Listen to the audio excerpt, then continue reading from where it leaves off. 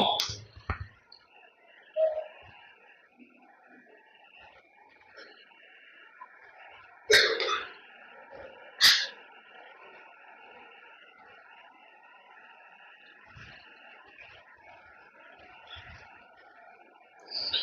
ஆண்டவருக்குள் பிரியமான தேவ பிள்ளைகளே,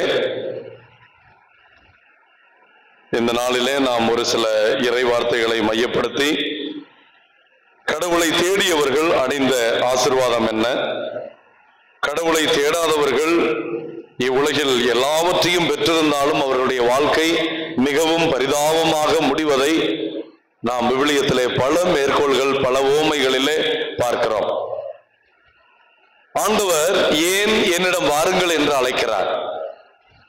புனித அகஸ்தினார் சொல்லுவார், ஆண்டவரே, என் இதயம் உமக்காக படைக்கப்பட்டிருக்கிறது.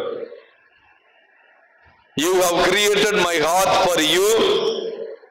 ஆக உமக்காக என்னுடைய இதயம் படைக்கப்பட்டிருப்பதனால் அந்த இதயம் நான் எதை அடைந்தாலும் அதில் நிம்மதி அடைவதில்லை, திருப்தி அடைவதில்லை, அது உம்மை அடைகிற வரை என்று சொல்லுகிறார்.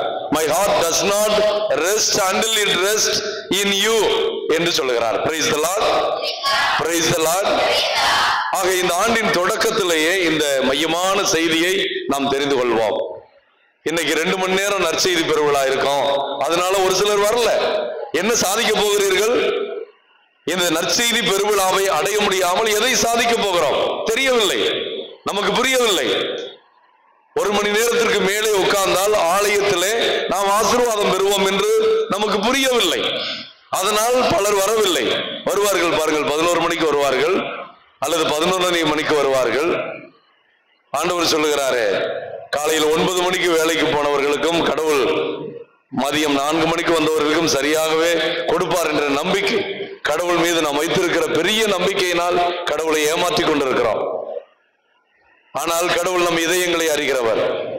நாம் உண்மையிலேயே வர முடியாமல், நமக்கு வேறு வேலை இல்லாமல் நாம் வீட்டிலிருந்து விட்டு வருகிறோம் என்றால் கடவுள் அதையும் பார்ப்பார். நேர்மையான உள்ளத்தை கடவுள் நோக்குகிறார், அவர்களை ஆசீர்வதிக்கிறார்.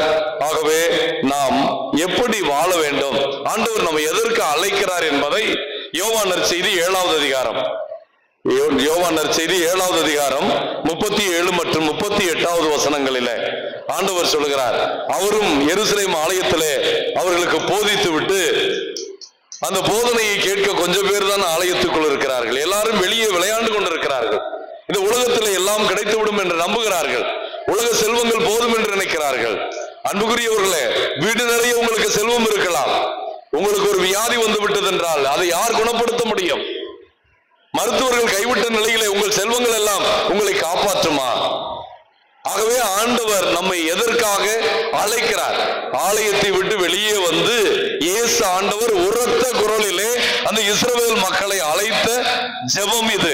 அழைத்த எதற்காக அழைக்கிறேன், என்ன செய்ய அழைக்கிறேன் என்று இயேசு சொல்லுகிறார். பாருங்கள், யாராவது வாசிங்க.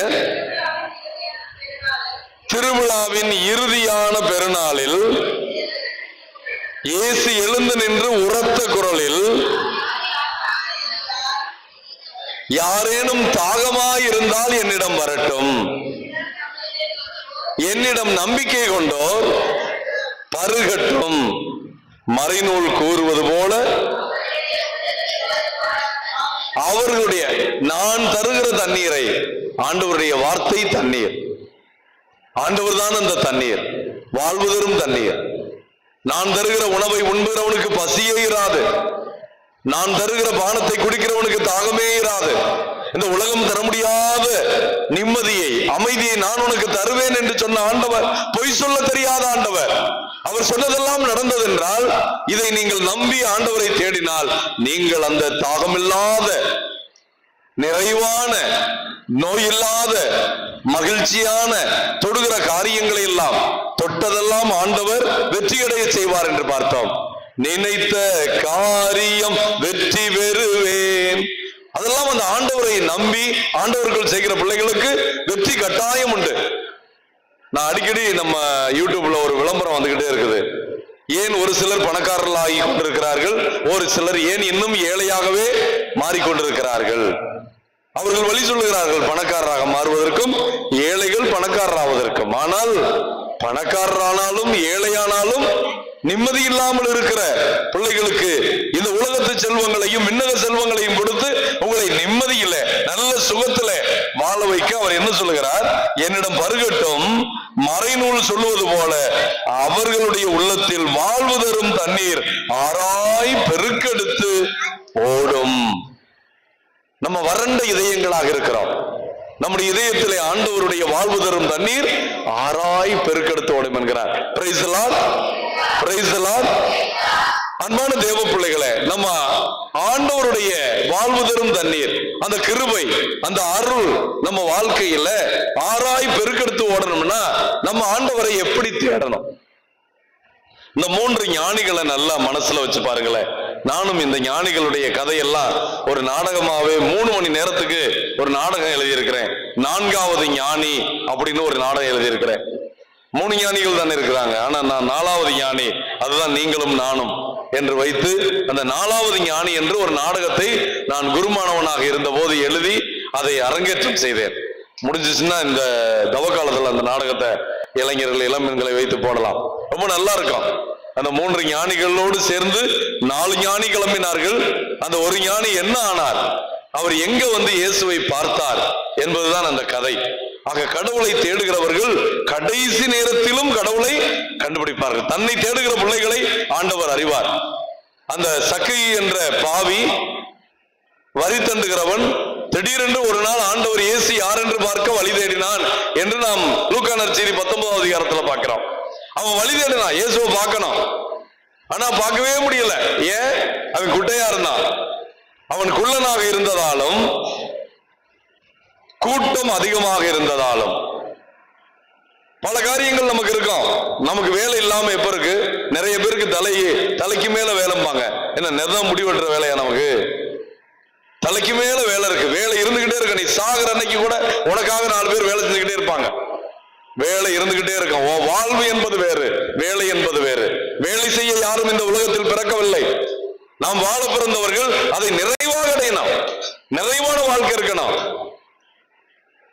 ஒரு ஏழை ஒரு 100 ரூபாய்க்கு அரிசியும் ஒரு சில காய்கறிகளையும் வாங்கி வீட்டுல போய் பிள்ளைகளுக்கு கொடுத்து சமைச்சு அந்த பிள்ளைகளோடு உட்கார்ந்து பிள்ளைகளை அரவணைத்து அவர்களுக்கு ஊட்டி விட்டு மனைவியை பாராட்டி சாப்பிட்டா 100 ரூபாயில கிடைக்கிற சந்தோஷம் நீங்க 5000 ரூபாய்க்கு பிரியாணி செஞ்சு எல்லா விதமான பதார்த்தங்களையும் செஞ்சு நீ எங்கேயாவது குடிச்சிட்டு பிள்ளைகளை தனியா விட்டுட்டு பணத்தை சம்பாதிக்க போயிட்டு அந்த குடும்பத்துல ஒண்ணுமே இருக்காது.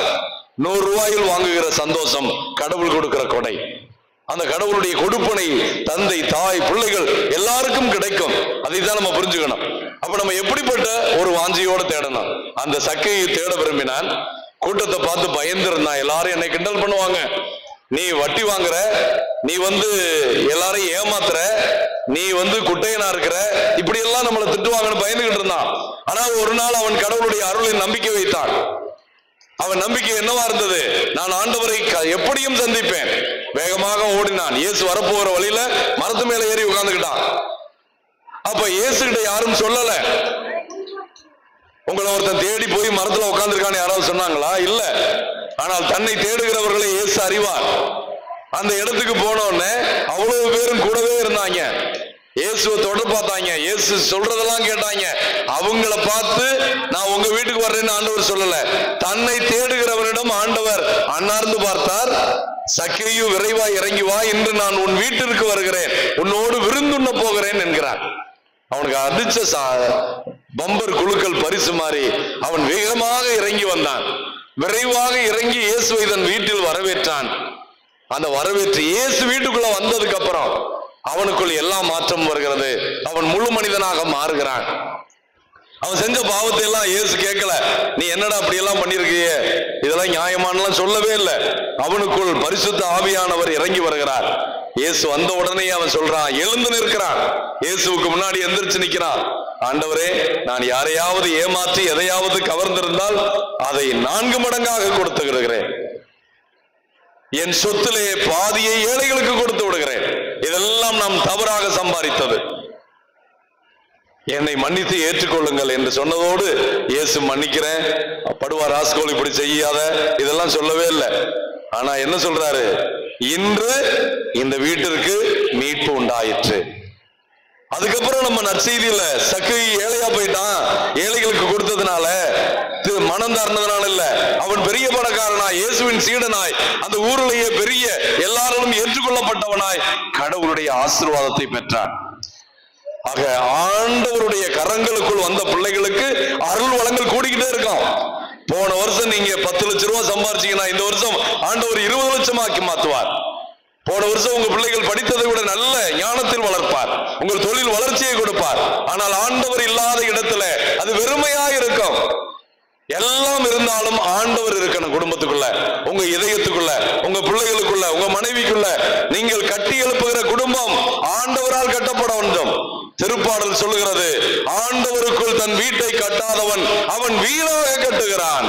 Price the lord, praise the lord. ஆண்டவருக்குள் தன் வீட்டை கட்டாதவன் அவன் வீணாக கட்டுகிறான். எத்தனை பேர் ஞாயிற்றுக்கிழமையை கூட விட்டுட்டு ஆண்டவரை ஆராதிக்கிற நாள், ஆண்டவருடைய நாளை விட்டுட்டு போய் சம்பாதிக்க போறீங்களே? பல வேளைகளை நீங்களே நினைச்சு பார்த்திருக்கலாம். அன்னைக்கு நீங்க போய் கஷ்டப்பட்டு செஞ்சாலும் கூட அது கைகூடி இருக்காது. அடுத்த வாரம் ஞாயிற்றுக்கிழமை திருப்பலியிலே ஜெபித்து விட்டு ஆண்டவரிடம் ஒப்பு கொடுத்து விட்டு போங்கள், அது கைகூடும். ஆண்டவரால் ஆகாதது ஒண்ணுமே இல்லை, இதை நம்புங்க. அப்ப நம்ம எப்படி ஆண்டவரை தேடணும்? அந்த சக்கையை தேடினான், ஆண்டவர் வீட்டுக்குள்ள வந்தாரு, அவனுக்கு ஆசீர்வாதத்தை கொடுத்து என்ன சொல்றாரு? இவனும் ஆபிரகாமின் மகன் தானே, நீ பல காரியங்களை இழந்திருக்கிற, பல காரியங்களை தோத்து போயிருக்கிற, பல காரியங்கள் உனக்கு கை கூடாம இருக்குது, பல பேர் இன்னும் கடன் தொல்லையில் இருக்கிற, கஷ்டத்துல இருக்கிற, கண்ணீரில் இருக்கிற. ஆண்டவர் உன் கண்ணீரை எல்லாம் அவர் துடைத்து விடுவார். எப்பொழுது? ஆண்டவரை நீ தேடுகிற போது, ஆண்டவர் உனக்குள் வந்து குடியிருக்கிற போது. நம்ம பாருங்க, திருப்பாடல் 42ல முதல் 2 வசனங்களை படிங்கள. திருப்பாடல் 42 நம்ம எப்படி ஆண்டவரை தேடணுமா? கலைமான் நீரோடைகளுக்காய் ஏங்கி தவிப்பது போல் கடவுளே, கடவுளே என் நெஞ்சம் உமக்காக ஏங்கி தவிக்கிறது. நமக்கெல்லாம் இந்த அனுபவம் இருக்காது, எனக்கு அந்த அனுபவம் உண்டு. சின்ன பிள்ளையில எங்க அப்பா வந்து ஒரு 100 ஆடு வச்சிருப்பாரு, செம்மறி ஆடுகள். அதோட கொஞ்சம் வெள்ளாடுகள்லாம் வளர்ப்பனாங்க, கொஞ்சம் பசுமாடுகள் இருக்கும், எரும மாடெல்லாம் இருக்கும். எல்லாத்தையும் ஒன்னா தான் ஓட்டிட்டு போவாங்க. இந்த லீவு நாள் வந்துச்சுனாவே எனக்கு ஒரே கஷ்டம். அந்த வெயில்ல மாடு ஓட்டிட்டு போக சொல்லிடுவாங்க. அங்க ஒரு பெரிய குளம் இருக்கு எங்க ஊர்ல, அந்த குளத்துல கொண்டு போய் இறக்கி விட்டோம்னா தண்ணி குடிக்கும். தண்ணி குடிச்சதுக்கு அப்புறம் அந்த மாடு பாட்டுக்கு மேயும். மேய்ஞ்ச உடனே வெயில் ஆக ஆக ஆக 12 மணி ஆச்சுன்னா அந்த மாடுகளை எல்லாம் அப்படி பருத்தி விட்டோம்னா வேகமா ஒடியாரும். எதுக்கு? குளத்துல தண்ணி குடிக்காது, அந்த வெயில் தாகத்துல. நம்மளும் எங்கேயாவது போயிட்டு வந்தோம்னு வச்சுங்களேன், வந்த உடனே பிரியாணி கொடுன்னா கேட்பான், தாகமா இருக்கு தண்ணி கொடு. அந்த தாகம் ரொம்ப கொடுமையானது. அதனாலதான் ஆண்டவர் சொல்றாரு, ஆண்டவரே என் இதயம் கலைமான் நீரோடையை ஆர்வமாய் தேடுவது போல ஆண்டவரே என் இதயம் உம்மை ஆர்வமாய் தேடுகிறது. என் நெஞ்சம் கடவுள் மீதுள்ள உறைவன் மீது தாகம் கொண்டுள்ளது. இந்த மாதிரி யாருக்காவது இருக்குதா உங்களுக்கு? பாருங்களேன், ஆண்டவர் சொல்றாரு, கலைமான் நீரோடையை ஆர்வமாய் தேடுவது போல ஆண்டவரே என் இதயம் உம்மை ஆர்வமாய் தேடுகிறதா. எப்படி தேடுதான் பாருங்க, என் நெஞ்சம் உமக்காக ஏங்குகிறதா. அப்படி யாரும் ஏங்கி தவிக்கிறீங்களா? கோயிலுக்கு போகாம இருந்தா ஏதாவது ஆயிருமேன்ட்டு ஏக்கத்தோடு இருக்கிறவங்க ஏங்கி மூஞ்சி வீங்கி போச்சு அவங்களுக்கு. ஒரு ஞாயிற்றுக்கிழமை பூசைக்கு போகலன்னா மூஞ்சி வீங்கி போனவங்க யார் இருக்கு? ஒரு சில பிள்ளைங்க நீங்க கொடுக்கலன்னா அழுது பாத்தீங்கன்னா பிள்ளைங்க மூஞ்சி பாரு ஏங்கி மூஞ்சி வீங்கி போச்சு. என் பங்கு மக்கள் ஒருத்தர் கூட மூஞ்சி வீங்கிறது இல்லை. ஆனா இங்க சொல்றாரு பாருங்க, என் நெஞ்சம் உமக்கா ஏங்கி தவிக்கிறது, என் நெஞ்சம் கடவுள் மீது உயிருள்ள இறைவன் மீது தாகம் கொண்டுள்ளது. எப்படிப்பட்ட தாகமா? எப்பொழுது நான் கடவுள் முன்னிலையில் வந்து நிற்க போகிறேன். ஒரு வாரம் ஃபுல்லா நீங்க எல்லா இடத்துலையும் சுத்திட்டு கலைமானை போல ஆர்வமாய் தேடி வரணும். நான் அதுக்காண்டிதான் கோயிலுக்கு முன்னாடி ஒரு வசனம் எழுதி போட்டேன். என்ன வசனம் எழுதி போட்டிருக்கிறேன்? 2 பக்கம் வச்சிருக்கேன் பாருங்க, தூண்ல. படிச்சதே இல்லையா? 2-3 மாசம் அதான் படிக்கிறது பாக்குறது, எதையுமே மனசுல நிக்கிறது இல்ல. யாருக்கு நல்லா தெரியும்? வெளியே எழுதி போட்டிருக்கிறது யாருக்குமே தெரியாதா?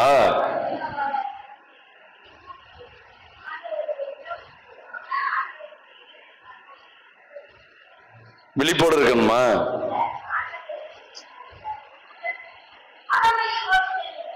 ஆண்டவருடைய இல்லத்திற்கு அகமகிழ்வோடு செல்லுங்கள்.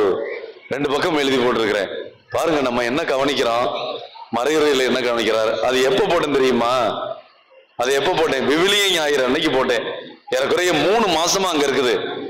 அது வாட்டுக்கு செவனேன்னு இருக்கு, நீங்களும் செவனேன்னு வந்துட்டு போயிட்டு இருக்கிறீங்க. எதையுமே வாசிக்கிறது இல்லை. இங்க இருக்கிற ஒரு நாளைக்கு நான் வைக்க போறேன் திடீர்னு போட்டி, கோயிலுக்குள்ள இருக்கிற பைபிள் வசனத்தினா 1 பவுன் நகை தருவேன்னு சொல்லி. ஆனா எத்தனை வருஷத்துக்கு முன்னாடி ஃபாதர் எழுதி போட்டாங்களா? எத்தனை பேருக்கு தெரியும் இங்க இருக்கிற இறை வசனம்? நான் வந்ததுன்னு எழுதி போட்டேன் காம்பவுண்ட் வால்ல. அதுல இருக்கிற வசனங்கள்லாம் யாருக்கோ ரோட்ல போறவங்களுக்கு இல்ல, இங்க கோயிலுக்கு வர்றவங்க படிச்சுட்டு கோயிலுக்கு வந்தா என்ன ஆசீர்வாதம்னு அந்த பீடத்தை அந்த காம்பவுண்ட் வால்ல எழுதி போட்டிருக்கிறேன். எல்லாத்தையும் படிப்போம், இறை வார்த்தையை நம்ம படிக்க மாட்டோம். ஆக அன்பான தேவ பிள்ளைகளை, இந்த தாகம் கடவுள் நம்மளை அழைக்கிறார். தாகமாய் இருக்கிறவர்களே எல்லோரும் என்னிடம் வாருங்கள்ங்கிறாரு. நம்ம எப்படி தாகத்தோடு இருக்கணுமா? கலைமான் நீரோடையை ஆர்வமாய் தேடுவது போல நம்ம இருந்தோம்னா தான், அப்படி ஆர்வமா வந்தா தான் இறை வார்த்தையை, நற்கருணையை நாம் தாகமாக இருக்கிறவங்க என்ன பண்ணுவீங்க? தண்ணிய கடக் கடக் கடக் கடக்குன்னு குடிச்சிருவோம். மெதுவா குடிப்பீங்களா? ஒரு சில பேர் வீட்டுக்கு நீங்க வந்தோடனே தண்ணி கொடுப்பீங்க. வரும்போதே தண்ணி ஃபுல்லா குடிச்சிட்டு வந்தா எப்படி குடிக்கிறது? 1 மடக்கு லேசா வச்சுட்டு வச்சிருவேன். அப்படி இல்ல, நீங்க எல்லாவற்றையும் நிரப்பி கொண்டு ஆண்டவரை தேடி வரக்கூடாது. அதனாலதான் அந்த காலத்துல என்ன பண்ணாங்க? சனிக்கிழமை நைட்டு சாப்பிட்டுட்டு ஞாயிற்றுக்கிழமை பூசைக்கு வந்து முடிச்சுட்டு போய் தான் சாப்பிடுவாங்க. பச்சை தண்ணி பல்ல படக்கூடாது. ஆண்டவருடைய திருவுணவு தான் எனக்குள்ள போகணும்ட்டு. இப்பெல்லாம் முடியாது. அது நம்ம 8 மணி 10 மணிக்கு வச்சோம்னா இருக்க முடியுமா? 12 மணி நேரத்தை எல்லாம் தாண்டி போயிடும்.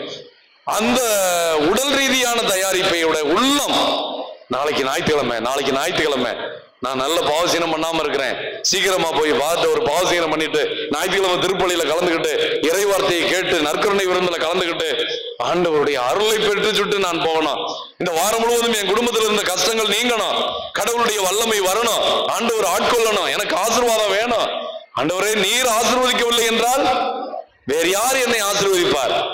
யாக்கோப்பு, நீங்க தொடக்க நூல்ல 36வது அதிகாரமா சரியா தெரியல, அதுல சொல்லுவார், கடவுளோட மல்யுத்தம் செய்வார். கடவுளுடைய தூதர் சொல்வார், என்னை விடியா, காலையிலே ஆயிடுச்சு, ராத்திரில இருந்து என்னோட சண்டை போட்டுக்கிட்டே இருக்கிற, என்னை விடு, நான் போகணும் பாரு. அப்ப கடவுளுடைய தூதரை பார்த்து யாக்கோப்பு சொல்லுவான், ஆண்டவரே, நீர் என்னை ஆசீர்வதித்தால் ஒழிய நான் உன்னை போக விட மாட்டேன். அப்படி நீங்க கடவுளை காலை பிடிச்சுக்கிட்டு என்னை ஆசீர்வதித்தால் ஒழிய, என் பிள்ளைகளை ஆசீர்வதித்தால் ஒழிய, என் தொழிலை ஆசீர்வதித்தால் ஒழிய நான் உங்களை போக விட மாட்டேன்னாரு. கடவுள் என்ன பண்ணார் தெரியுமா? யாக்கோபின் தொடையில இருந்த நரம்ப பிடிச்சு இழுத்த உடனே விட்டுட்டான். அப்பதான் அவனுக்கு அவனுடைய விசுவாசத்தை பார்த்துட்டு அதுக்கப்புறம் யாக்கோபு நொண்டி நொண்டி நடந்தார் கடைசி வரை என்று பார்க்கிறோம். ஆனால் அவருக்கு என்ன ஆசீர்வாதத்தை கொடுக்கிறாரு? இன்று முதல் நீ யாக்கோபு அல்ல, இஸ்ராயல் எனப்படுவாய். இஸ்ராயல்னா பெரிய இனம், ஆசீர்வதிக்கப்பட்ட குலம், 12 கோத்திரங்களுக்கு தலைமையானவர் அவர். அப்படிப்பட்ட ஒரு பெரிய ஆசீர்வாதத்தை யாக்கோபு பெற்றான். ஆண்டவரை பற்றி கொள்ளுங்கள், ஆண்டவரை விடாம கேளுங்க, தொடர்ந்து கேட்டுக்கிட்டே இருங்க. அவர் நீங்க கட்டுப்படுத்தினால் ஒழிய, ஆகவேதான் உலகமெல்லாம் தனதாக்கி கொண்டாலும் உன் ஆன்மாவை இழந்து விட்டால் உனக்கு என்ன பயன்? மத்தேயு நற்செய்தி 16:26 ஆண்டவர் சொல்றார், உலகமெல்லாம் தனதாக்கி கொண்டாலும். அப்ப இந்த பசி இருக்கிற வரைக்கும் உனக்கு கடவுளுக்கான பசி தெரியவே தெரியாது. அதனாலதான் தவக்காலத்துல திருச்சபை என்ன செய்யுது? வெள்ளிக்கிழமை, கடவுள் உன்னை அன்பு செய்வதை நீ உணர விரும்பினால் காலை சாப்பாட்டை விட்டு, மத்தியானம் பிரியாணி இருந்தா ஒரு கட்டு இல்ல, இந்த தவக்காலத்துல கறி மீன் இல்லாம வாழ கத்துக்க, காய்கறி சாப்பிடு, கொஞ்சம் குறைச்சு சாப்பிடுவ, உன் உடலை கட்டுப்படுத்த நீ கற்றுக்கொண்டால் கடவுள் உனக்கு எவ்வளவு தேவை? கடவுளுக்கான பசி கிளம்பும். கடவுளுக்கான பசி கிளம்பி விட்டால் கடவுள் உன்னை நிரப்ப தொடங்குவார். கடவுளை கொண்டே நீ உன்னை நிரப்பிக் கொள்வாய், கடவுளுடைய வளங்களை கொண்டே நிரப்பிக் கொள்வாய், கடவுளுடைய ஆசையை கொண்டே நிரப்பிக் கொள்வாய். அதனாலதான் நம்ம மத்தேயு நற்செய்தி நினைக்கிறேன் 17வது அதிகாரமோ 19வது அதிகாரமோ, ஆண்டவர் உருமாற்றம் அடைந்து விட்டு கீழே வருவார். கீழே வருகிற போது அங்கே 3 சீடரை தான் கூட்டிட்டு போவார். கீழே மத்த 9 சீடர் நின்னுகிட்டு இருப்பாங்க. அந்த 9 சீடர்ல ஒரு அப்பா தன்னுடைய மகன் பேய் பிடித்த மகனை கூட்டிட்டு வந்து சீடர்களை மந்திரிக்க சொல்லுவாரு, பேய் விரட்ட சொல்லுவாரு. அவங்களால விரட்ட முடியாது. அந்த சீடர்களோடு இயேசு இறங்கி வந்தோன்னா அந்த அப்பா போய் இயேசு கிட்ட கம்ப்ளைண்ட் பண்ணுவாரு, என் மகனை பேய் கொடுமையாய் வருத்துகிறது, அவனை வீழ்த்துகிறது. எந்த வசனம்? 17வது அதிகாரத்துல 14 நினைக்கிறேன். அப்ப அதுல சொல்லுவாரு, அப்ப அவர் இயேசு அந்த பேயை விரட்டி அந்த பிள்ளைய காப்பாத்திடுவாரு. அவங்க வீட்டுக்கு போனோன்னு சீடர்கள் கேட்பாங்க, ஆண்டவரே நீங்க தான் பேய் ஓட்டவும் நோய் நீக்கவும் எங்களுக்கு அதிகாரம் கொடுத்தீங்களே, ஏன் இந்த பேயை எங்களால ஓட்ட முடியல? இந்த பேய் ஜெபத்தால மட்டும் போகாது, என்ன பண்ணுமா? நோன்பிருந்து ஜெபிக்கணும். தெரியுதா? உபவாசம் வேண்டும் என்று இயேசுவே சொல்லுகிறார். ஆக உங்க வாழ்க்கையில ஒரு பிரச்சனை போகாம இருக்குன்னா நோன்பிருந்து நீங்கள் ஜெபிக்கணும். நோன்பு இருக்கிற போது கடவுளுடைய தேவையை உணர்கிறீர்கள், கடவுளுக்கான பசியை உணர்கிறீர்கள். நீங்க உணர்ந்தது இல்லையா? வெள்ளிக்கிழமை தவகாலத்துல காலையில அது நம்ம யாரு சாப்பிடாம இருக்கிறான்? எந்திரிச்சோன்னு ஒரு டீ, அப்புறம் ஒரு பிஸ்கட்டு, பச்சை தண்ணியே குடிக்க மாட்டீங்கள? தண்ணி குடிப்பிய. ஆனா ஒரு சிலர், நான் குடிப்பதில்லை, நான் ஒரு பிரெட் ஸ்லைஸ் சாப்பிட்டுருவேன். அப்படியெல்லாம் சாப்பிட்டுட்டு நம்ம ஏதாவது ஒண்ணு சாப்பிட்டுட்டே இருப்போம். பசி நம்ம பழகாதவங்கல்ல, பட்டினி கிடந்து பழகாதவங்க. அதனால லேசா பசி எடுத்த உடனே ஏதாவது சாப்பிடணும்னு தோணிடும். இவன் என்ன பண்ணுவான்? இவன் இதெல்லாம் சாப்பிட்டு முடிச்சுட்டு அன்னைக்கு மட்டும் 12 மணிக்கே விரதம் விட்டுருவான். பாக்குறவன்லாம் சொல்லுவேன், இன்னைக்கு விரதம், இன்னைக்கு விரதம், இன்னைக்கு விரதம், நான் போகணும், விரதம் விட போகணும், பசிக்குதியா, சீக்கிரம் முடிக்கையா, விரதம், இப்படியே சொல்லிக்கிட்டே தெரிவேன். 12 மணிக்கு இலைய போட்டு நல்ல சாம்பார், நெய், கறிய, மீன் மட்டும்தான் இருக்காது, வச்சு வடை பாயாசத்தோட ஒரு வெட்டுறது. அது என்ன காரணம்?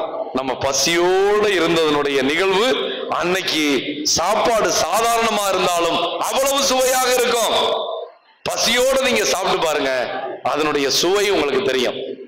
நீங்க எங்கேயாவது பயணம் செய்யும் போது 2 மணி 3 மணி ஆயிரும், அந்த கடைக்காரன் சாப்பாடு போடுவேன், அது கன்றாவியா இருக்கும். உனக்கு இருக்கிற பசியில அது ரொம்ப டேஸ்டா தெரியும். வீட்டுக்கார அம்மாவை திட்டுவேன், இந்த கடைக்காரன் எவ்வளவு சமைக்கிற, நீ என்ன சமைக்கிற அப்படிலாம் சொல்லுவீங்க. அது வீட்டுல அவங்க நெதம் போடுறதுனாலையும் நேரத்துக்கு போடுறதுனாலையும் உனக்கு இருக்கிற தும்மர்ல குறை சொல்றது.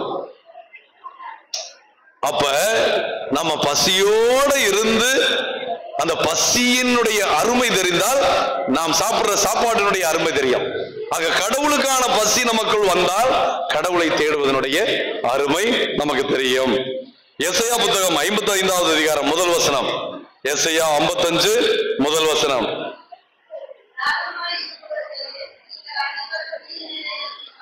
தாகமாய் இருக்கிறவர்களே நீங்கள் அனைவரும் நீர்நிலைகளுக்கு வாருங்கள். இதை நல்லா புரிஞ்சுக்கணும். தாகமா இருந்தா என்ன பண்ணணும்? இங்க கோயிலுக்கு வர்றீங்க, வெளியே நான் தண்ணி வைக்கல, அடுத்து என்ன செய்வீங்க? அப்படியே வர்றீங்க, ஜாமியார் வீட்டுல நாய் நுழைஞ்ச வீடு மாதிரி எல்லாரும் உள்ள வந்து தண்ணி கேட்க ஆரம்பிச்சிருவீங்க. எங்கேயாவது தண்ணிக்கு நம்ம போய் ஆகணும்ல. அப்ப அங்க சட்ட திட்டங்களுக்கெல்லாம் வேலையே இல்லை. போலாமா போக கூடாதா அதெல்லாம் இல்ல. தாகம் தாகம் தாகம் இருக்குல்ல, அந்த தாகத்தை தீக்கணும். அப்ப தாகம் தீக்கணும்னா தண்ணி இருக்க இடத்துக்கு போகணும். அப்ப கடவுளுடைய அருளை அடையணும்னா எங்க போகணும்? கோயிலுக்கு வரணும். கிருபானந்த வாரியார்ட்ட நம்ம நிறைய பேர் நம்ம வீடுகள்ல இருக்கிறாங்க பிரகசிவிதிகள். என் கோயிலுக்கு போய் தான் ஜெபிக்கணுமா? நிறைய பேர் பாக்குறேங்க. நான் எனக்கு ரொம்ப மனவேதனையோடு பாக்குறேன். ஞாயிற்றுக்கிழமை உங்க வீட்டுக்காரம்மாவை இறக்கி விட்டுட்டு பைக்ல அவன் போய்கிட்டே இருக்கான். என்ன மனநிலையில போயிட்டு இருக்கான்? கடவுள் தேவையில்லைன்னு நினைச்சு போறாங்களா? இல்ல மனைவி ஜெபம் பண்ணா எனக்கு வீட்டுக்கு எல்லா அருளும் வந்துரும்னு போறாங்களா? அல்லது இதை விட முக்கியமான காரியம் வெளியே இருக்கிறதா போறாங்களா? தயவு செய்து உங்க வீட்டுக்காரர் அப்படி பண்ணாருன்னா சொல்லுங்க. ஆசீர்வாதத்தின உங்களாலதான் வீட்டுக்கு வர வேண்டிய ஆசீர்வாதம் தடைபட்டு இருக்கிறது.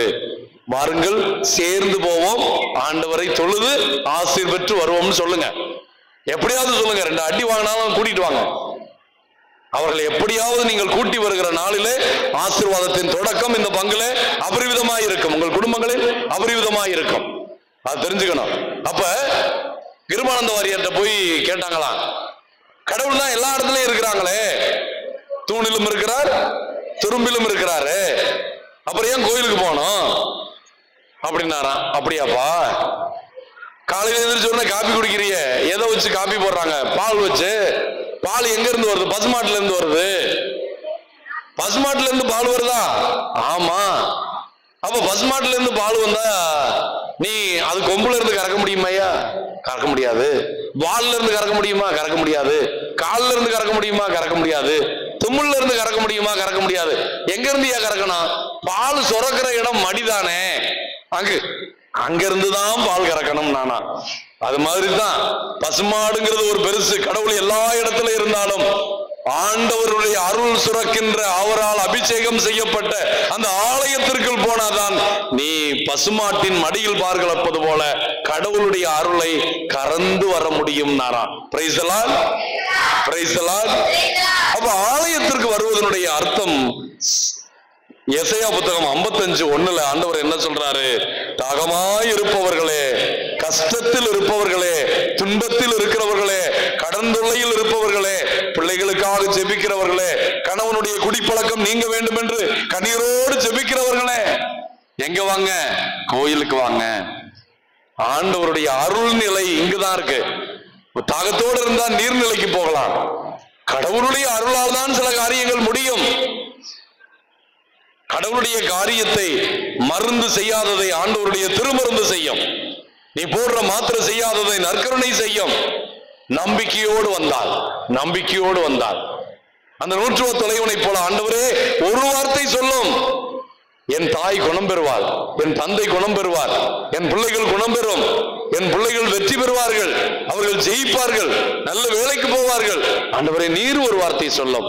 நீங்க நினைச்சு என்ன முடியும்? அந்த 100 தலைவனை போல நாம் ஆண்டவரிடம் ஜெபிக்க வேண்டும்.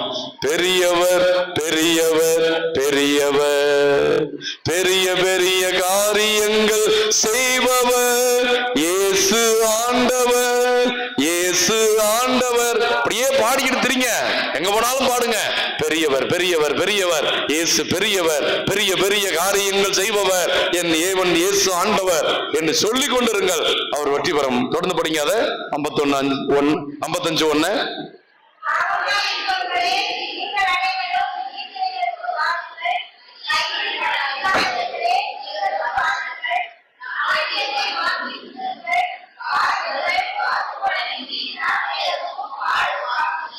பாருங்களே, ஆண்டவர் எப்படி சொல்றாரு பாருங்க. தாகமாய் இருக்கிறவர்களே நீர்நிலைக்கு வாங்க. அது மட்டும் இல்ல, கையில் பணம் இல்லாதவர்களே, ஏழைகளும் இங்க வரலாம், பணக்காரர்களும் இங்க வரலாம்.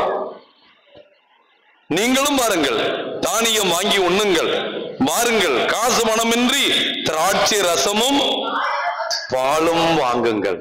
ஆண்டவர் விலையுயர்ந்த காரியங்களை, தன்னுடைய உடலை, தன்னுடைய இரத்தத்தை, தன்னுடைய வார்த்தையை கொடுத்து உங்களை தேற்றி, உங்களை மேன்மைப்படுத்தி, உங்களை ஆசீர்வதித்து நீங்கள் சென்று நிறைவாக வாழுங்கள் என்று வழி அனுப்புற இடம் இந்த தேவாலயம். ஆகவே இந்த ஆண்டு முழுவதும் நீங்கள் தாகத்தோடு இருக்க வேண்டும். தாகமாய் இருக்கிறவர்களை ஆண்டவர் அழைக்கிறார். அவர்களுக்கான இலவசமாய் அவருடைய அருளையும் ஆசிரையும் நமக்கு கொடுக்கிறார் என்பதை நாம் பார்க்கிறோம். எசையா புத்தகம் 44:1-3 படிங்க. அந்த இஸ்ரவேல் மக்களை எப்படி ஆசீர்வதிக்கிறார் கடவுள்? எப்படிப்பட்ட ஆசீர்வாதங்களை?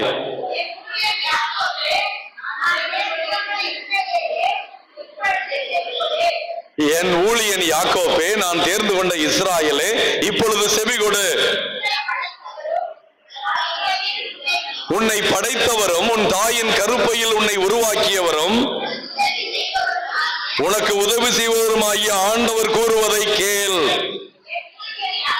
என் ஊழியன் யாக்கோபே, என் தேர்ந்து கொண்ட எஸ்ரோனே, அஞ்சாதே. ஏனெனில் தாகமுற்ற நிலத்தில் நீரை ஊற்றுவேன், வறண்ட தரையில் நீரோடைகள் ஓடச் செய்வேன். உன் ஊழிய வழிமரபினர் மீது என் ஆவியை பொழிவேன். உன் வழித்தோன்றலுக்கு நான் ஆசி வழங்குவேன். அவர்கள் நீரோடை அருகில் புல்லும் போலும் நாணல் போலும் செழித்து வளர்வார்கள். Praise the lord, praise the lord. அந்த இஸ்ராயலுக்கு கொடுத்த ஆசீர்வாதத்தை கிறிஸ்து அரசர் தன் பங்கு மக்களுக்கு கொடுக்கிறார். என்னென்ன ஆசீர்வாதம் பாருங்க. தாகமுற்ற நிலத்தில் நீர் ஊற்றுவேன். உனக்கு என்ன தாகம் இருந்தாலும், பொருளாதாரமோ அருளாதாரமோ உன் பிள்ளைகளுடைய படிப்போ உன் பிள்ளைகளுடைய சுகமோ உன்னுடைய தொழிலோ தாகமாக இருந்தால் வறண்டு இருந்தால் அங்கே நான் என் அருளை ஊற்றுவேன் என்கிறார். தாகமற்ற நிலத்தில் நீரை ஊற்றுவேன், வறண்ட தரையில் நீரோடைகளை. நான் நேத்துல முந்த நாள் இந்த பக்கம் போனேன், திருப்பணவாசலுக்கு போனேன். அந்த பக்கம் எப்ப போனாலும் வறண்ட பாலைவனம் மாதிரி கிடக்கும், அப்படி கிடக்குது. இப்ப பார்த்தா ஒரே நீரோடைகள், பயங்கரமா இருக்கு. கடவுள் ஆசீர்வதிச்சா பாருங்க பூமி அழகு பெறும். நீர்நிலைகள் செழித்தால் செழிப்புகள் புற்பூண்டுகள் உருவாகும், விளைச்சல் பெருகும். ஆண்டவர் மனசு வச்சார்னா எல்லாம் சிறப்பாக இருக்கும். சொல்றார், வறண்ட நிலங்களிலே நீரோடைகளை நான் ஓடச் செய்வேன். உன் வழிமரபினர் உங்க பிள்ளைகள் மீது என்ன செய்வாரா? என் ஆவியை பொழிவேன். உன் வழித்தோன்றல்கள், உனக்கு இல்ல, உன் பிள்ளைக்கு இல்ல, உன் பேர பிள்ளைக்கு இல்ல, உன் பிள்ளைகளின் பிள்ளைகள், அவர்களுடைய பிள்ளைகள், உன் மறுமரபினர் அனைவர் மீதும் நான் ஆசி வழங்குவேன். அவர்கள் எப்படி இருப்பாங்களா? ஆத்து கரையில் இருக்கிற மரம் போல. தண்ணி நீங்க பாத்தீங்கன்னா, நீங்க விவசாயம் பண்றதுக்கு தண்ணி பாய்ச்சுவீங்க, ஆனா அந்த மெயின் தண்ணி ஓடுற இடத்துல இருக்கிற செடி நல்லா இருக்கும், நிறைய காய்க்கும், அதுல இருக்க புல்லும் பயங்கரமா வரும். நீரோடையின் ஓரத்தில் இருக்கிற புல்லை போல பூண்டை போல உங்களை செழிக்க செய்வேன். Price the lord, praise the Lord. நம்ம செய்யறது ஒரே ஒரு காரியம், ஆண்டவரை தேடி அவர் திருமுன் வந்து ஆண்டவரை தாகத்தோடு தேடினால் போதும், அவர் இவ்வளவு ஆசீர்வாதத்தையும் நமக்கு தருவேன் என்று வாக்களிக்கிறார். அன்பான தேவ பிள்ளைகளை, திருவெளிப்பாடு புத்தகம் 7வது அதிகாரம் 16வது வசனம். 7வது அதிகாரம் 16 மற்றும் 17 வசனங்கள். இப்படி நீங்க ஆண்டவரை தாகத்தோடு தேடி கோயிலுக்கு வர்ற மக்களா, குடும்பமா வர்ற மக்களா, உங்களை இறக்கி விட்டுட்டு உங்க வீட்டுக்காரரை வீட்டுக்கு அனுப்பாத மனைவியர்களா, அல்லது உங்களை இறக்கி விட்டுட்டு வீட்டுக்கு போகாத கணவன்களா, அப்பாக்களா, உங்க பிள்ளைங்க உங்க கையை பிடிச்சிட்டு குடும்பமா கோயிலுக்கு வர்ற குடும்பமா நீங்க மாறினீங்கன்னா ஆண்டவர் உங்களுக்கு கொடுக்கிற ஆசீர்வாதத்தை பாருங்க. இனி அவர்களுக்கு பசியோ தாகமோ இரா, கதிரவனோ எந்த வெப்பம் எந்த கஷ்டமும் அவர்களை தாக்கா. ஏனெனில்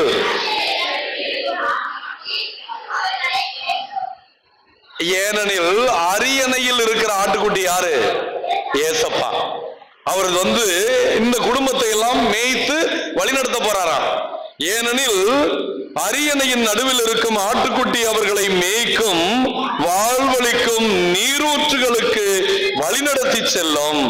கடவுள் அவர்களின் கண்ணீர் அனைத்தையும் துடைத்து விடுவார். Price the lord, praise the Lord. கேட்க செவியுள்ளவர்கள் கேளுங்கள். ஆண்டவர் அருள் கூர்ந்து நம்மை அபரிவிதமாய் ஆசீர்வதிப்பார். இதை நம்பிக்கையோடு நீங்கள் செய்ய வேண்டுமாய் உங்களுக்காய் நான் ஏறெடுக்கிறேன். இந்த புதிய ஆண்டிலே பல்வேறு ஆசீர்வாதங்களை ஆண்டவர் வைத்திருக்கிறார். அதை நாம் நிரம்ப பெற்றுக்கொள்ள வேண்டும் என்றால் நாம் அவருக்கு ஏற்ற தெய்வீக பிள்ளைகளாய் நாம் வாழ வேண்டும். ஆகவே இந்த நாளிலே நாம் ஆண்டவரிடம் உருக்கமாய் வேண்டுவோம். இந்த வாரம் நற்செய்தியின் வாரம், ஆண்டின் முதல் ஞாயிற்றுக்கிழமை நாம் அனைவரும் குடும்பமாக கூடியிருக்கிறோம். இன்று 3 ராஜாக்கள். இந்த 3 ராஜாக்கள் பேர் என்ன?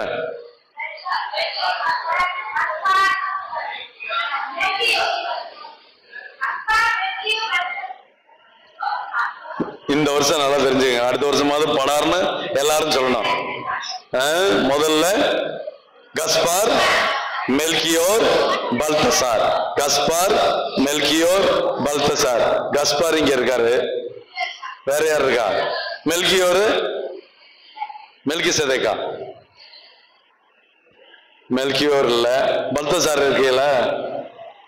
அடுத்த பிள்ளைக்கு பேர் வைங்க, மெல்கியோர் பல்தசார்னு ஆம்பளை பிள்ளையார்னு வைங்க. அது ஞானிகள், ஞானம், ஆண்டவரை தேடுகிற ஞானம் பெற்ற ஞானிகள். ஆகவே இந்த பேரெல்லாம் நமக்கு முக்கியம். இதுக்கெல்லாம் அர்த்தம் இருக்கு, இந்த 3 பேருக்குமே அர்த்தம் இருக்கு. இந்த ஞானிகள் திருநாள்ல இதை தெரிஞ்சுக்கணும்ல. இந்த பொன் எதை குறிக்கிறது? குழந்தை இயேசுவுக்கு பொன்னையும் தூபத்தையும் வெள்ளை போலத்தையும் கொடுத்தாங்க. பொன் அரசனுக்கு பொன்முடி எதுல வைப்பாங்க? தங்கத்துல தானே தங்க முடி சூட்டுவார்கள். இயேசு அரசர், முடிவில்லாத அரசர், நித்திய அரசர். அவருடைய ஆட்சிக்கு முடிவே இராதுன்னு கபிலியேல் வானவர் சொன்னார்ல. அவர் யாக்கோப்பின் குலத்தின் மீது என்றென்றும் அரசாழ்வார். அதை உணர்ந்து அவரை பத்தி தெரியாதவங்க பொன்னை கொண்டு வந்து காணிக்கையாக கொடுத்தார்கள் இல்லையா? அதுக்கு அடுத்தது வெள்ளை போளம், வெள்ளை தூபமா? இரண்டாவது தூபம். தூபம் யாருக்கு நம்ம காட்டுறோம்? இயேசுவுக்கு மட்டுமே, ஆண்டவருக்கு மட்டுமே. நீங்க பார்க்கணும், சாமியார் செய்யறதுல எல்லாம் அர்த்தம் இருக்கு. ஒவ்வொரு வழிபாட்டிலையும் இயேசுவுக்கு முதல்ல வணங்குவோம், இந்த பீடத்துக்கு வணங்குவோம், காரணம் இயேசு பலியிடப்படுகிற இடம். நற்கருணையை வணங்குவோம், காரணம் அங்கு இயேசு குடியிருக்கிற இடம். சிலுவையை வணங்குவோம், ஆண்டவர் தொங்கி கொண்டிருக்கிற இடம். இந்த மூணுக்கும் தான் சாமியாரு 3 முறை தூபம் காட்டி விட்டு முதலில் வணங்கி விட்டு அந்த 3வது முறையும் வணங்குகிற இடம். 2வது மாதாவுக்கு நம்ம காட்டுறோம்ல, அப்போ சாமியாரு தலை மட்டும் தான் சாய்ப்பார், ஆராதனை கிடையாது மாதாவுக்கு. அவங்க நம்மள மாதிரி ஒரு மனுஷி, கடவுளால் தேர்ந்தெடுக்கப்பட்டவர், கடவுளுடைய தாய், அவ்வளவுதான். அவங்க கடவுள் இல்ல, மாதா கடவுள் இல்ல. மாதாட்ட போய் நீ கேட்டா எல்லாம் கிடைச்சிருன்னு அங்க போய் வேளாங்கண்ணி மாதாட்ட வேண்டிட்டு வீட்டுக்கு போனீங்கன்னா ஒண்ணும் கிடைக்காது.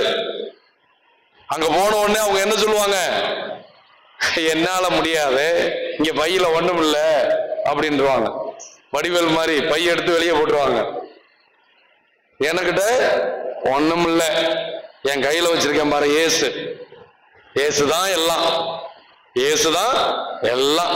உள்ள போய் நற்கரணையை பார்த்து அவற்றை பிரச்சனை உன் கண்ணீர் எல்லாம் சொல்லிட்டு போ, அவர்கிட்ட உனக்காண்டி நான் பேசுறேன், உனக்காண்டி பேசி எப்படியாவது நான் வாங்கி தர்றவ, நான் வாங்கி தர்றவ, கொடுக்கிறவல்ல என்ற ஒண்ணு இல்ல, என்ற ஒண்ணுமே இல்ல. நிறைய பேர் அப்படித்தானே தப்பிச்சுட்டு இருக்கீங்க. வேளாங்கண்ணி போயிட்டு வந்தா போதும்ட்டு அங்க போனாலும் ஒண்ணும் நடக்கிறது இல்லை. காரணம் அதுதான். நீங்க வேளாங்கண்ணிக்கு போனீங்கன்னா அந்த மாதாவை மேல பாக்குறதுக்கு முன்னாடி, மாதாவுக்கு முன்னாடி நற்கருணை பேழை இருக்குது, இயேசு ஆண்டவர் இருக்காரு, மாதா கையிலையும் குழந்தை இயேசு வச்சிருக்கிறாங்க. அந்த குழந்தையை பெற்றதுனால அந்த அம்மாவுக்கு மகிமை. அந்த அதனாலதான் சொல்ல, ஆண்டவர் எனக்கு அரும் பெரும் செயல்பல புரிந்துள்ளார், அவரை தேடுகிறவர்களை அவர் மேன்மைப்படுத்தியுள்ளார். இதெல்லாம் நம்ம பாக்குறோம். அதனால மாதாவை பார்த்துட்டு, சூசையப்பரை பார்த்துட்டு, அந்தோனியாரை பார்த்துட்டு வீட்டுக்கு போனீங்கன்னா ஒண்ணு நடக்காது. ஏன் நான் ஜெபிச்சனே, நவநாளுக்கு போனதே, எனக்கு ஒண்ணு நடக்கலன்னா நீ அவங்கள பார்த்துட்டு போன, கொடுக்க முடியாத ஒன்று போய் கேட்டீங்கன்னா, ஒருத்தன் அன்னக்காவடிக்கிட்ட போய், அவன் அன்றாட உணவுக்கே அன்னக்காவடியான், அவன்கிட்ட போய் ஐயா என்னை ஆசீர்வதிங்க நானா, நீ என்ன போல இருந்துட்டு போயிட்டானா. அவங்களும் வாசிப்பாங்க, நீ என்னை போல இருந்தா, அந்தோனியார் என்னை போல இருந்தா, என்னை மாதிரி இயேசு மீது பற்றுக்கொள்ளு, என்னை போல இயேசுவை தேடு, இயேசுவை தேடினீங்கன்னா எனக்கு கொடுத்தவர் உனக்கும் கொடுப்பார், நானும் வேணா உனக்காக பரிந்து பேசி பெற்று தருகிறேன். அந்த பரிந்துரையில் நம்பிக்கை வைக்க வேண்டுமானால் நம்முடைய முழு நம்பிக்கையை யார் மீது வைக்கணும்? இயேசு. இயேசு இயேசு இயேசு என்று நீ பேசு பேசு பேசு. அந்த இயேசுவின் நாமத்தை ஒரு நாளைக்கு 100 முறை சொல்லுங்க. குடிக்கிற உன் பிள்ளைகள் மனமாறுவார்கள். இயேசுவின் நாமத்தில் ஒப்பு கொடுங்க. இயேசுவின் ரத்தம் ஜெயம் சொல்லுங்க. வெற்றி மேல் வெற்றி நம்மை வந்து சேரும். இதெல்லாம் விசுவாசிகள் கண்டுபிடித்தது, நம்ம அதை அடையாமல் இருக்கிறோம். ஆகவே இந்த தூபம் ரொம்ப முக்கியமானது. நமக்கு சாமியார் போடணும், ஒரு சில நேரத்தில் பையங்கள கொடுத்து போட சொல்றோம்ல, அது எதுக்கு காட்டுறோம்? நீங்கள் கிறிஸ்துவின் மறையுடல், நீங்கள் கிறிஸ்துவின் மறையுடல், அவருடைய உடலின் உறுப்புகளா நம்ம எல்லாரும் இருக்கிறோம். ஆகவேதான் இறை மக்களுக்கும் அரச குருத்துவ திருக்கூட்டத்திற்கு குரு மரபினருக்கு தூபம் காட்டப்படுகிறது. நீங்கள் வணக்கத்துக்குரியவர்கள். பிராங்கின்சென்ஸ், மிர், மிர் அதான் வெள்ளை போளம். இந்த மிர் அப்படிங்கிறது ஒரு மரத்தில் இருந்து வெளிவருகின்ற ஒரு பிசின். ஆனா அந்த மரமே ரொம்ப ரேரா தான், உலகத்திலேயே ஒரு 10 மரம் கூட இல்லையா. அந்த மரம் அவ்வளவு வளர்க்கறது கஷ்டம். குறிப்பா இந்த மரம் இந்த பாலைவன நாடுகளில், மலை நாடுகள், இஸ்ரேல் எல்லாம் இருக்கு. அந்த பிசினை எடுத்து அதை அவ்வளவு பதம்படுத்தி அதை உரைய வச்சுட்டா அது கல்லு மாதிரி ஆயிரும். அதை உடைச்சு அதை சாம்பிராணி தினோண்டு போட்டா போதுமா, கடுகளவு போட்டா போதுமா, அது 1 கிலோமீட்டர் தூரத்துக்கு அதனுடைய வாசனை புகையாக வெளிவருமா. ஆனா இந்த ஞானிகள் அந்த விலையுயர்ந்த மிர்ரை எடுத்துட்டு அவருடைய மரணத்தை குறிப்பதாக. இந்த குழந்தை ஒரு அரச குழந்தை, இந்த குழந்தை ஒரு கடவுள், இந்த கடவுள் நமக்காக மரித்து உயிர்த்து மீட்பளிக்க வந்த குழந்தை, நமக்காக சாக போகிற குழந்தை என்பதை காட்ட அவர்கள் வெள்ளை போலத்தை கொடுத்தாங்க. இதெல்லாம் 3 ராஜாக்கள்ல நம்ம தெரிஞ்சுக்க வேண்டியது. நான் மரசங்கம் ஆரம்பிக்கும் போது சொன்னேன் 2 காரியம். கடவுளை தேடுவது மனிதர்களுடைய அடிப்படையான கடமை. அதை நமக்கு உணர்த்தி நிற்கிறார்கள் இந்த 3 ஞானிகள். கடவுளுக்கு நம்மிடம் இருக்கிற மேன்மையான பொருட்களை கொடுத்து கடவுளுடைய அருளை தேடி நாம் வாழ்ந்தால் அந்த கடவுள் எல்லாரையும் ஆசீர்வதிப்பார். இடையர்கள், யூதர்கள், அவரை தேடி வந்தவர்கள் அன்னை மரியாள், சூசையப்பர் மட்டுமல்ல, கிறிஸ்தவர்கள் மட்டுமல்ல, குழந்தை இயேசுவை தேடி வருகிற எல்லாருக்கும் அவர் கடவுள் என்பதனால் எல்லாருக்கும் அருளும் ஆசீரும் நிறைவாய் கிடைக்கும். இதுவே நமக்கான செய்தி. இயேசு எல்லாருக்குமான கடவுள். அவர் எப்பொழுதும் தாகத்தோடு தேடுவோம். தாகத்தோடு தேடி வருகிற பிள்ளைகளுக்கு நிறைவையும் அருளையும் ஆசிரையும் தொழில் வளர்ச்சியையும் இந்த ஆண்டு நாம் அந்த ஆண்டவருக்கு நம்மிடம் இருக்கிற கழுத்துல போட்டிருக்கிற பொண்ணெல்லாம் கழட்டி போட்டுருங்க. இன்னைக்கு காணிக்கையில செயின்லாம் ஆண்டவருக்கு. என்ன சிரிக்கிறீங்க? ஆக இறைவாக்கினர் சொல்றாரு, பொன் ஆண்டவருக்குரியது, வெள்ளியும் ஆண்டவருக்குரியது. ஆண்டவருடைய ஆலயத்தை கட்டுவதற்கு உங்கள் பொன்னையும் வெள்ளியையும் கொண்டு வந்து ஆண்டவருடைய பாதத்தில் போடுங்கள். அப்படி போட்டுதான் எருசலேம் ஆலயத்தை கட்டினாங்க. பைபிள்ல சொன்னதுதான் நான் சொல்றேன். பொன் ஆண்டவருக்குரியது, வெள்ளி ஆண்டவருக்குரியது. காடுகளுக்குள் சென்று கேதுரு மரங்களை வெட்டி கொண்டு வாருங்கள், ஆண்டவருடைய ஆலயத்தை கட்டுவோம். ஆண்டவருடைய ஆலயத்தை கட்டுகிறவனை நான் கட்டி எழுப்புவேன் என்கிறார். அதனால தேவ பிள்ளைகளே, இந்த பூசையில நம்ம நற்கருணை ஆலயம் தொடங்குகிறோம்.